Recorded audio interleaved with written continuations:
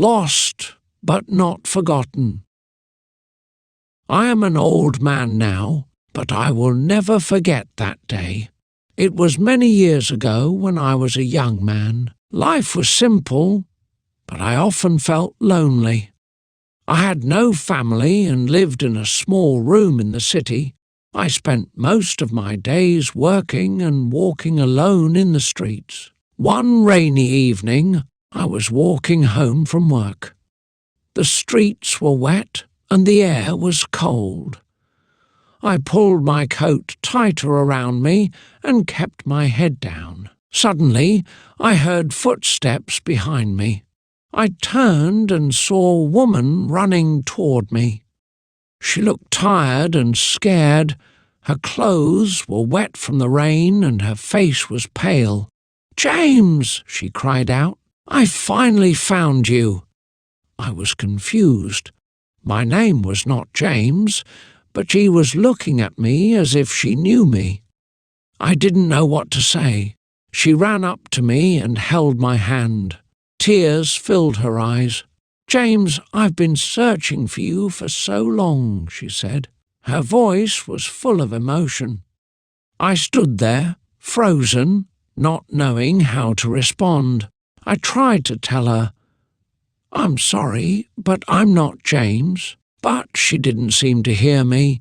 She hugged me tightly and cried, "Please, don't leave me again." I felt her pain, and my heart ached for her. I didn't know who she was, but I could see that she had been through a lot. The rain kept falling as we stood there on the street. I didn't move. I didn't speak. I just let her hold me and cry. I could feel her sadness, and it reminded me of my own loneliness. For a moment I thought about pretending to be James, just to make her feel better. The woman's tears fell on my coat as she clung to me. I stood still, unsure of what to do. Her sadness felt heavy, like a weight on my chest. She whispered, "I've been alone for so long, James. I thought I lost you forever." Her words broke my heart. I gently pulled away and looked into her eyes. "I'm sorry," I said softly. "I think you've made a mistake. My name isn't James." Her face changed. Confusion replaced her hope. She stared at me, trying to understand. "No," she said, shaking her head. "You look just like him. You must be James. You can't be anyone else." Her voice was desperate. I could see the pain in her eyes, and it made me feel guilty, even though I had done nothing wrong. She took a step back and wiped her tears. The rain was still falling, and her hair was soaked. She looked at me again and said, "If you're not James, who are you?" I told her my name, but it didn't seem to matter to her. She just stood there, silent and lost. I didn't know what to do. A part of me wanted to walk away, but I couldn't leave her like this. I felt her pain, and it reminded me of my own loneliness. "Can I help you?" I asked. "Do you need anything?" She shook her head slowly. "I thought I had found him," she said quietly. "James was my brother. He disappeared many years ago. I've been looking for him ever since." Her voice broke as she spoke, and I could see the weight of her grief. The street was quiet except for the sound of the rain. I didn't know what to say to her. I wanted to comfort her, but I didn't have the words. Instead, I said, "Let's get out of the rain. There's a small cafe nearby. We can sit and talk." She hesitated, but finally nodded. We walked together in silence to the cafe. The warm light inside felt comforting after the cold rain. We sat at a small table by the window. She stared at her hands, and I could see that they were trembling. I ordered 2 cups of tea and waited for her to speak. After a while, she looked at me and said, "I'm sorry. I didn't mean to scare you.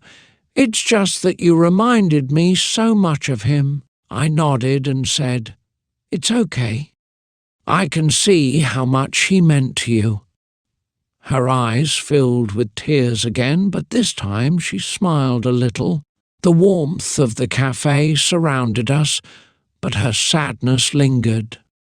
I didn't know her story yet, but I could feel that it was full of loss and pain. The tea arrived, and we sat quietly for a moment. She held the cup with both hands, trying to stop them from shaking. I could see the sadness in her eyes, but also a small glimmer of hope. I decided to ask, "Can you tell me about James?" She looked up at me, surprised by my question. Then she nodded and began to speak. "James was my older brother," she said softly. "He was always kind and protective. When I was scared, he would hold my hand and tell me everything would be okay." Her voice trembled as she spoke, but she kept going. "One day he left to find work in another town. He promised he would come back soon, but he never did. My family waited for him, but there was no news. We searched for him everywhere, but it was like he disappeared." She paused and wiped her eyes. "That was 10 years ago." I didn't know what to say. Her story was full of pain and unanswered questions. "I'm so sorry," I said. "It must have been so hard for you and your family." She nodded and said, "It was. My parents passed away a few years later, still hoping he would return." Her words hit me deeply.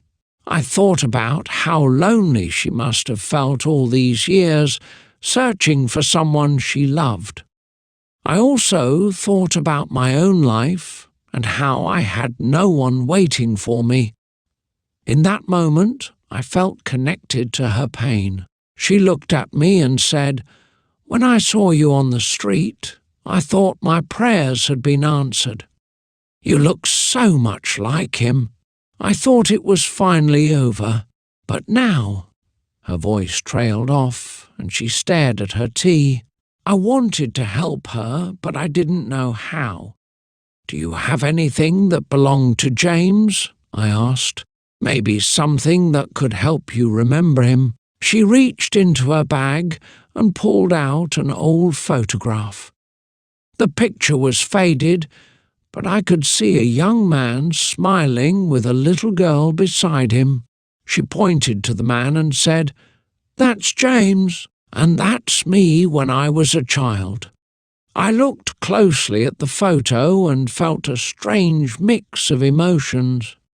The man in the picture did look a little like me, but I could also see how different we were. I handed the photo back to her and said, "You've been so brave to keep looking for him all these years. Not everyone would have the strength to do that." She smiled weakly and said, "I don't know if it's bravery or just desperation. I can't let go of the hope that he's still out there somewhere." The cafe grew quieter as the evening went on. The rain outside had stopped, but the clouds still covered the sky. I sat with her, listening to her story and feeling her pain as if it were my own. The cafe was quiet, and the warmth of the tea in my hands gave me a little comfort. I looked at her face, tired and full of sorrow. She stared out of the window, lost in her thoughts. I didn't want her to feel alone, even if I couldn't be the person she was looking for. "I know this might sound strange," I said gently, "but I think James would want you to keep going no matter what." She turned to me with a small, sad smile. You think so? She asked. I nodded. If he loved you as much as you loved him, he would want you to be happy, even if he couldn't be here. She sighed deeply and said, I've tried to move on, but it's so hard. Every time I see someone who looks like him, my heart skips a beat. I think, maybe this time it's him. But it never is. Her voice broke as she finished speaking, and I felt a deep sadness in my chest. I hesitated before asking, Have you ever thought about what you would say to him if you found him? She looked down at her hands and said, I would tell him that I missed him every day. I would tell him that I forgave him for leaving and that I just wanted to see him one last time. Her words stayed with me. I thought about the people I had lost in my own life. There were so many things I never got to say to them.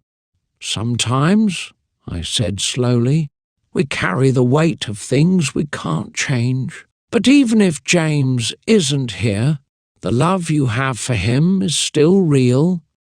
That love will never leave you. She nodded, and for the first time she looked a little calmer. Maybe you're right, she said. Maybe it's time to stop searching and start remembering him in my heart. Her words felt heavy, as if she was letting go of a burden she had carried for years. We sat in silence for a while, listening to the sound of the rain outside. I didn't know if I had helped her, but I hoped that sharing her story had eased her pain, even just a little. As the evening grew darker, she reached across the table and took my hand. Thank you, she said softly. Thank you for listening. I don't know why, but talking to you feels like talking to him. Maybe that's what I needed all along. I felt a lump in my throat and managed to say, I'm glad I could help. She smiled, a real smile this time, and it warmed the cold corners of the cafe. When we finally left the cafe, the rain had stopped and the streets were quiet. She looked at me one last time and said, I will never forget this night. Then she turned and walked away, disappearing into the shadows of the city. I stood there for a long time, watching the empty street. My heart was heavy, but also full. I knew I would never forget her story or the pain in her voice. It was a reminder that even strangers could share something deep and meaningful. After she left, I stood in the quiet street for a long time. The air was cold and the ground was still wet from the rain. I thought about everything she had told me. Her story stayed with me like a weight in my heart. I didn't know her name, but I felt like I had known her forever. When I walked home that night, the city felt different. The lights seemed dimmer, and the streets were empty. I couldn't stop thinking about her. I wondered if she was safe, if she had somewhere warm to stay, or if she was walking through the city alone. When I reached my small room, I sat by the window and looked out at the dark sky. The stars were hidden by clouds, and the world seemed quiet. I couldn't shake the image of her sad eyes and trembling hands. I wished I could have done more for her. Over the next few days, her words echoed in my mind. She had spent years searching for someone she loved, only to find herself lost in the process. It made me think about my own life. I didn't have anyone waiting for me, and I had spent so many years feeling invisible. One evening, I decided to visit the cafe again. I sat at the same table where we had talked, hoping she might come back. The waiter recognized me and asked, "Waiting for someone?" I nodded but didn't explain.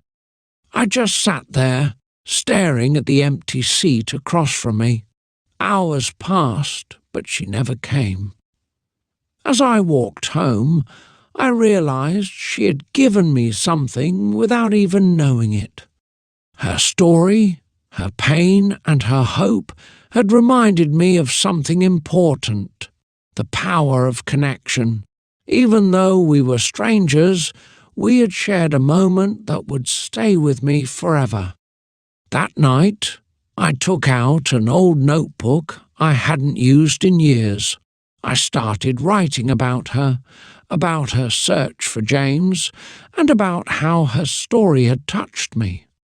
The words came slowly at first, but soon they flowed like a river. Writing about her felt like a way to keep her memory alive. As the days turned into weeks, I found myself looking at people differently.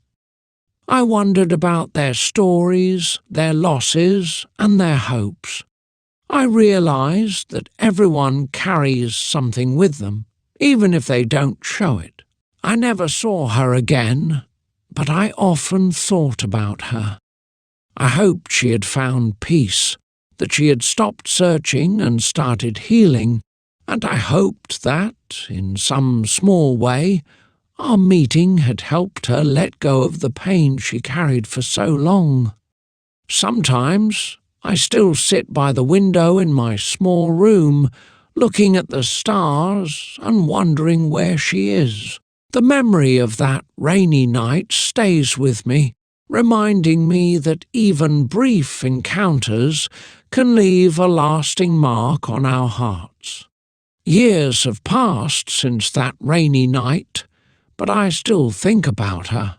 I never learned her name, but her story became a part of me. Sometimes I wonder if she ever found peace, if she ever stopped searching for James. I like to believe that she did. Her words stayed with me, especially what she said about love and hope. "I can't let go," she had told me. At the time I didn't fully understand her pain, but now, as an old man, I understand it more than ever. Life has taught me that everyone is searching for something or someone. Sometimes we find what we're looking for. Other times we don't. But the search itself changes us. It shapes who we are and reminds us of what truly matters. After that night, I began to see the world differently. I started noticing the people around me, the small details of their lives. A mother holding her child's hand, an old man sitting alone on a bench, a young couple laughing together. I realized that every person carries their own story, their own pain, and their own hope. I never went back to the cafe after those weeks of waiting. It wasn't because I didn't want to see her again. It was because I knew that our meeting had served its purpose. She had given me a gift without realizing it, the gift of understanding the power of connection. Over the years, I wrote her story many times in my notebook. I added details, imagined her life, and tried to capture the emotions of that night. I wanted to preserve the memory, not just for myself, but for others who might one day read it. Now, as I sit by my window and watch the stars, I think about what I would say to her if I ever saw her again. I would tell her that she taught me something important. She showed me that even a stranger can make a difference in your life. I would thank her for reminding me that love and hope are what keep us moving forward even when life feels heavy. And I would tell her that, in my own way, I found peace too. Her story became my story, and I carry it with me every day. It's a reminder that we are all connected, even if only for a moment. The people we meet, the stories we share, they leave marks on our hearts, shaping who we are and who we become. As I close my notebook for the last time, I feel a sense of calm. Her memory will stay with me forever, a quiet reminder of a rainy night, a stranger's pain, and the power of kindness.